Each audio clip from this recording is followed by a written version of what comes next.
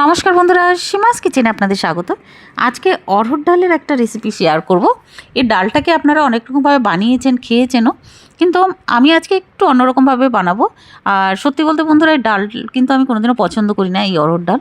তবে এইভাবে বানিয়েছি বলে খেতে ভালো লেগেছে, তাই আপনাদের সঙ্গে আজকে শেয়ার করব। আমি হাফ বাটি মতন অড়হর ডাল নিয়েছি। ডালটাকে সবার আগে 3 থেকে 4 বার ধুয়ে জল বের করে ফেলে দেবো জলটাকে। এবার প্রেশার কুকারে 2 চামচ সর্ষের তেল নেব। তেলটা গরম হতেই ছোটো চামচে 1 চামচ জিরা আর শুকনো লঙ্কা দেবো। শুকনো লঙ্কা মাঝখান দিয়ে এবার ছিঁড়ে দিয়েছি। জিরাটা ফুটতে শুরু করলে দিয়ে দেবো একটা মিডিয়াম সাইজের কেটে রাখা পেঁয়াজ। পেঁয়াজটা দেওয়ার সঙ্গে সঙ্গে দিয়ে দেবো বড় চামচের 1 চামচ মতন রসুন কুচি। এবার পেঁয়াজ আর রসুন ভাজবো। ভাজতে ভাজতে পেঁয়াজ রসুনের কালার যখন চেঞ্জ হয়ে যাবে, ফ্লেম এখন আমাদের মিডিয়াম টু হাইতেই আছে।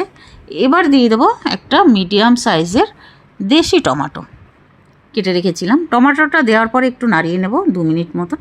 তারপরে দিয়ে দেবো ছোটো চামচের হাফ চামচ হলদি পাউডার, হাফ চামচ রেড চিলি পাউডার দিয়ে আবারও কষিয়ে নেব।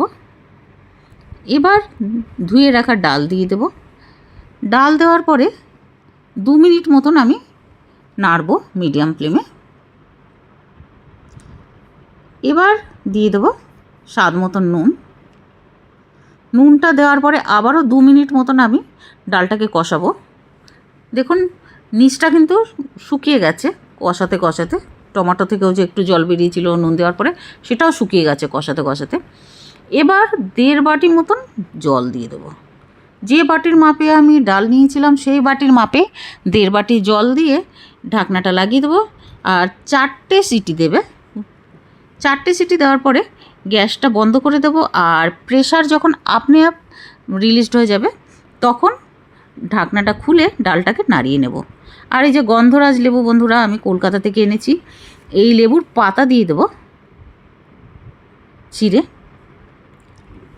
ডালটা কিন্তু আমাদের ফুটছে, কিন্তু প্রেশার কুকারের ঢাকনাটা খোলার পরেও ফুটছে মিডিয়াম ফ্লেমে। এবার এই পাতাটা দেওয়ার পরেও আবার 2 মিনিট মতন আমি এই ডালটাকে এইভাবে গ্যাসে রেখে বারে বারে নাড়াচাড়া করব।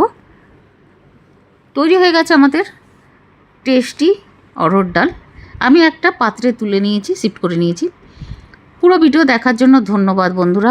ভিডিও ভালো লাগলে প্লিজ লাইক, শেয়ার ও সাবস্ক্রাইব করে দেবেন। আর কমেন্ট করে জানাবেন যে খেতে কেমন লাগলো। ধন্যবাদ।